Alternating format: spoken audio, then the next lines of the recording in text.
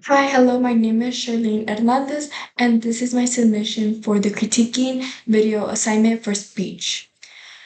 For the first question, it asked what the central idea of speech was. The central idea of speech was talking about the dissociative identity disorder and how different it could be and the effect that it takes on one's emotions, body, and memory, and even more.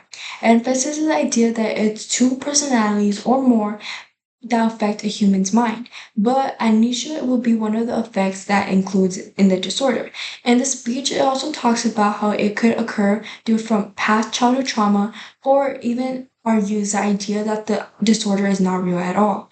In addition, it also talks about the symptoms, which could vary from having voices from both being overpowering or overwhelming. It can also change attitudes and many of the people that get the disorder suffer from depression, eating disorders, anxiety, or even self harm.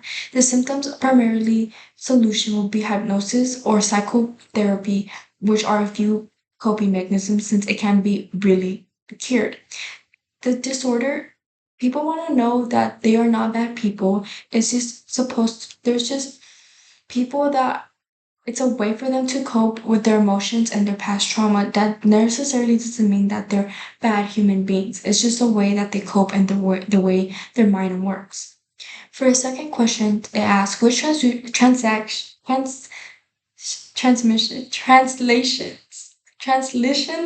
were used to talk to were used to take talk sorry, which translations were used to talk to the speaker from one point to another. List them, and if they were either strong or weak. And here are the few that I got. One of them were starting off at the beginning to sum that up, primary hypothesis or secondary hypothesis, moving on to the symptoms. Take, for example, according to the medicine as you have seen. These are just a few that I have gathered.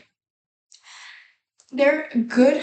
They're fairly good statements to be used, especially from going from one idea to another idea. It gave a way for the viewer to gather the information and process it rather than just moving on from one idea to the next. It really made it clear to understand the ideas and the information that was being said. For the third question, how effective was the speaker's verbal delivery? Please focus on the following. The speaker's verbal delivery was mostly very well. She had a strong tone and volume. She was on point and never got off topic. She was also able to stay confident and she knew what she was talking about in her speech. She was using the right words and pauses to keep the viewers captured and able to help the viewers understand the information and give them time to slow down and understand and actually be able to be absorbed into the speech. For the fourth question is the speaker's comment on the speaker's nonverbal delivery during the speech. The nonverbal delivery during her speech was fairly good as well. However, there's a few things that could be improved. Throughout the speech, she maintained good eye contact with the camera and she was able to maintain good confident stance. However, her hand gestures were only in the beginning of the speech. Towards the end, she kind of stayed in put. So I think that's one of the things that she could change so she could engage the readers more, especially since some people focus on it, but that's one of the things, the areas where she can improve. How could the speaker have improved the speech? The speaker did a really good job when describing the disorder and the symptoms, as well as giving good examples. But I think she should have focused on describing the symptoms and giving more context. It will make a huge difference. It will give a different view, a different point on how they really think and how they feel. I think that was very necessary. Although she did add examples, I feel like she didn't go into detail about how the symptoms affect the personal life. I think that would give it a different point of view. In addition, making nonverbal gestures would have captured the viewer more, would have what I had previously said stated.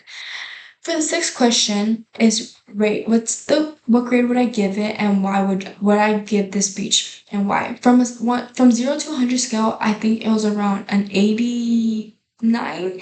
It was if I were to grade this speech, I'll give it a high B, like an 89 or an 88. It was very well done and the information presented was very well and the speaker was fully understanding. However, there are a few things that could be worked to turn into A. For instance, getting more detail into symptoms and adding more detail of how it affects one's mind and daily movements. It was emphasizing about the symptoms, but it didn't necessarily focus on the idea of how they live and how it affects them. And I feel like that would have given a different point of view and a different view and truly understanding what the disorder does and how it affects one's daily life. Overall, the speech was very well and very informative. It was really well. There's just a few things that she could fix, so it could turn out to an A. Well, that's my opinion and my critique on the video. Thank you so much. Enjoy.